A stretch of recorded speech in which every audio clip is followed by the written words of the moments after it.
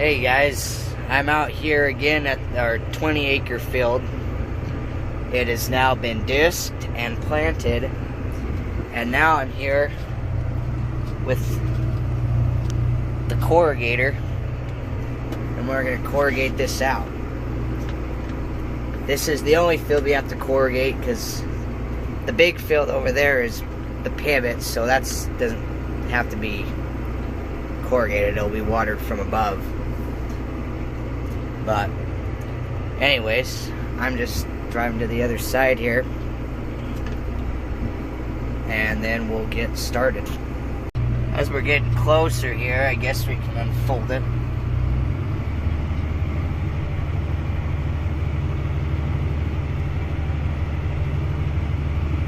This is a 12-row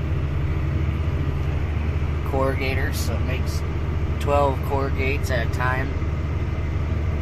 Covers about 30 feet, so it's the same width as the planter, though we don't drive quite as fast with it. But anyways, I'm out here looking at the depth of the corrugates. I think I'm gonna lower it down a little bit more. Here's the tractor I'm using.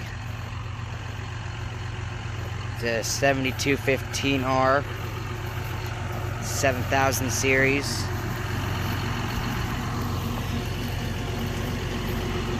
And all you do to lower it down is with the gauge wheels and just run this ratchet thing like that, and come over.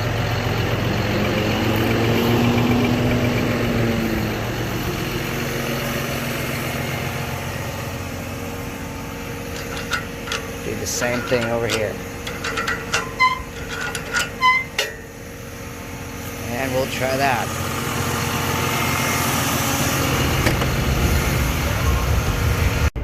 Okay, I got it set how I want it and done a little bit there. And we're just going along.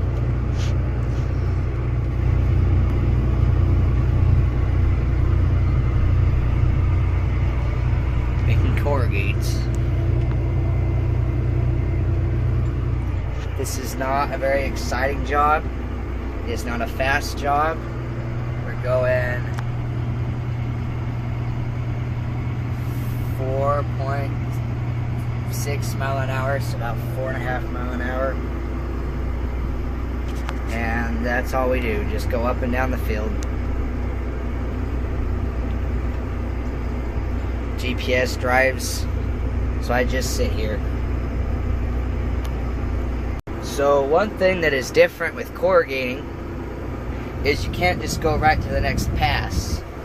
You have to skip a pass over here, and then you have to pull out the ends.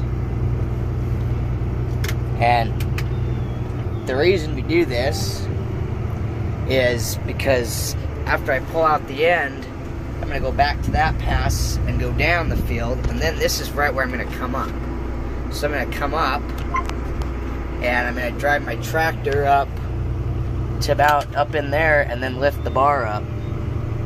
And this makes it so we cover all the ground.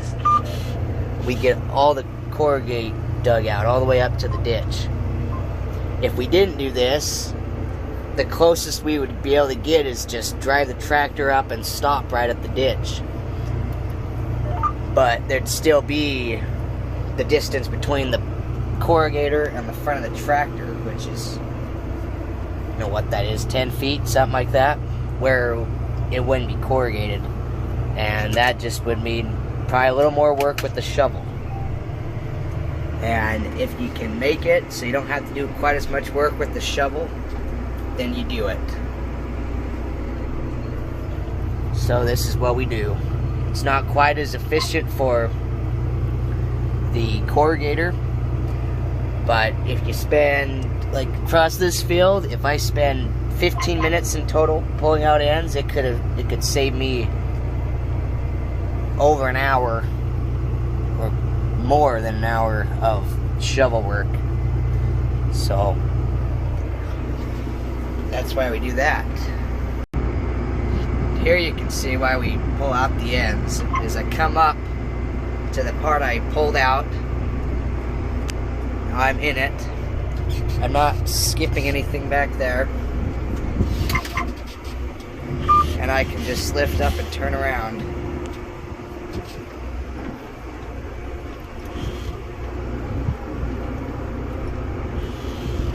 And it leaves it completely corrugated all the way up to the ditch.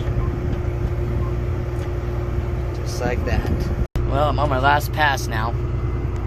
Just a little bit over there. There's enough to fit one more corrugate. Well, actually two, but when the wheat was on here, those last two corrugates had found gopher holes, and they just go down the gopher hole and into the ditch over there. So we'll have to come in next year and try to plow right in those gopher runs so we can run water all the way up to the edge of the field next year. But anyways, I just got from here to there, and then we'll fold up and head out. This is actually our last field we have to corrugate, or it was my dad's only field. My uncle did his that I showed when I was planting. He did that last night and then this morning, and then I took it to do this field. So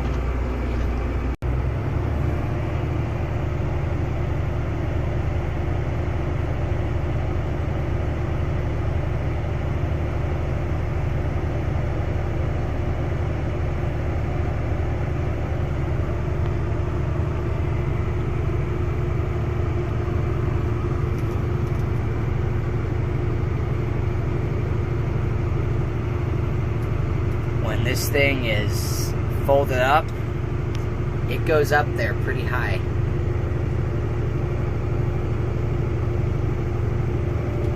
It goes above the tractor quite a bit. And this tractor is by far our tallest tractor. It just sits high, which is good for when you're doing stuff in the cornfields. Gives you good clearance. But anyways, I'm gonna take this in and fuel it up, because right there you can see we're half a tank, but while we're down here, fuel's right there at my house. We're gonna top it off with fuel. We're coming up to the road here, and you can see the neighbors are out cutting hay. We'll be cutting hay this next week. It is still pretty short, but we lose water early, so we're just going to cut some of our younger hay fields first.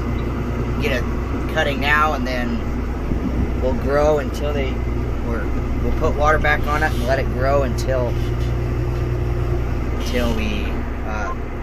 they take the water away. So then we'll cut everything. But looks like they got some pretty good sized windrows out there. Our hay windrows won't be that big, but anyways, just getting here to my place, put some fuel in this thing. So I got two fuel pumps. One's my dad's, the other one's my uncle's. Put both fuel nozzles in there and fuels it up pretty quick. So you can see, my camera is not zoomed or anything. The tractor is